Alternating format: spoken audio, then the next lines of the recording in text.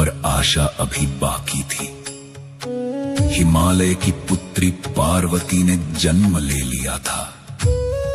कामदेव के बाण विफल रहे, पर पार्वती का संकल्प अडिग था। मैं शिव को पाऊंगी, काम से नहीं, तपस्या से। अब शुरू होगा इतिहास का सबसे कठिन तप।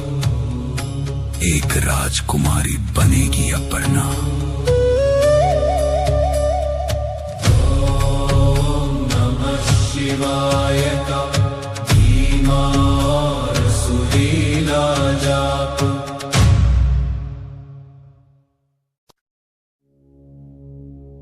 कामदेव भस्म हो चुके थे, पर प्रेम मरा नहीं था।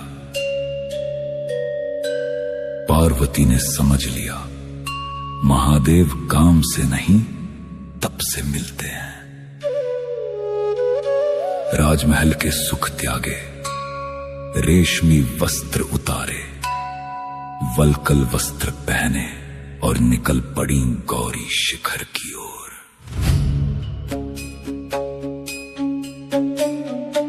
हजारों वर्ष बीत गए। ग्रीष्म की तपती धूप, शीत की जमा देने वाली बर्फ, पत्तों को खाना भी छोड़ दिया, इसलिए नाम पड़ा अपर्णा। वो तप की अग्नि थी जिसने शिव के आसन को हिला दिया। ब्रह्मचारी का आगमन।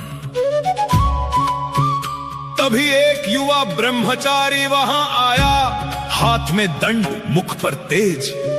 उसने पार्वती से पूछा, हे सुंदरी, तुम इस कठोर तप में क्यों जल रही हो? पार्वती ने कहा, महादेव को पाने के लिए। ब्रह्मचारी हंसा, उस श्मशानवासी के लिए जिसके पास न घर है, न कुल, न रूप। वो तो अमंगल का रूप है। पार्वती का क्रोध बढ़ा। मूर्ख, तू शिव को क्या जाने, जो काल का भी काल है। जा, यहां से चला जा, मुझे तेरे कुतर्क नहीं सुनने। सत्य का साक्षात्कार। अचानक दिव्य और भव्य, भारी वाद्य यंत्र और स्वर्गिक ध्वनि। ब्रह्मचारी का रूप बदलने लगा, जटाएं बढ़ने लगीं, चंद्रमा मस्तक पर आ गया। वो कोई और नहीं, स्वयं महादेव थे। वो मुस्कुराए और बोले, पार्वती, आज से मैं तुम्हारा दास हूं। तुम्हारी भक्ति ने मुझे जीत लिया।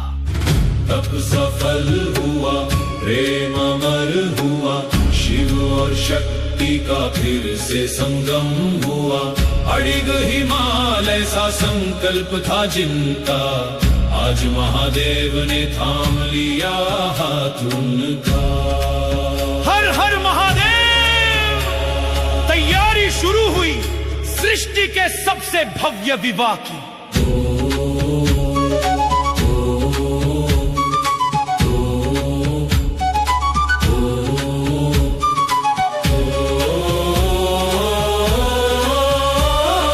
अपर्णा का संकल्प।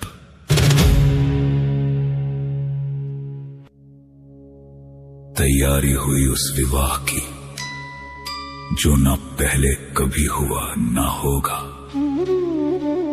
हिमालय का राजमहल सजा था, पर दूल्हा तो निराला था।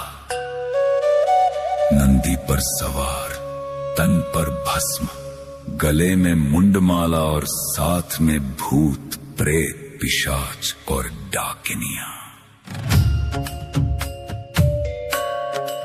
सजी बारात निराली देखो, देवदानुज सब साथ चले। भूत प्रेत संग नाच रहे हैं, शिव शंभू के ठाठ भले। मैना रानी देख के कांपी, कैसा ये वर आया है। नारद बोले, मैया देखो, ये तो जगत का साया है। विवाह और कार्तिकेय का प्राकट्य। सेनानी महासेनानी कार्तिकेय नमो नमः। असुर विनाशन धर्म रक्षण शक्ति पुत्र नमो नमः। विवाह संपन्न हुआ, शिव और शक्ति एक हुए, अर्धनारीश्वर का रूप सिद्ध हुआ। पर देवताओं की पुकार अभी बाकी थी, तारकासुर का अंत। शिव और पार्वती के तेज से एक दिव्य बालक का जन्म हुआ, स्कंद, जिन्हें दुनिया कार्तिकेय कहेगी। 6 मुख, हाथ में शक्ति और आंखों में धर्म की ज्वाला। सेनानी महासेनानी कार्तिकेय नमो नमः। असुर विनाशन धर्म रक्षण शक्ति पुत्र नमो नमः। रणभेरी बजी, एक तरफ तारकासुर की आसुरी सेना, दूसरी तरफ देवताओं के सेनापति कार्तिकेय। मैदाने जंग थर्रा उठा। मोर पर सवार बालक ने जब अपनी शक्ति छोड़ी तो तारकासुर का अहंकार और उसका शरीर दोनों छिन्न भिन्न हो गए। गूंज उठा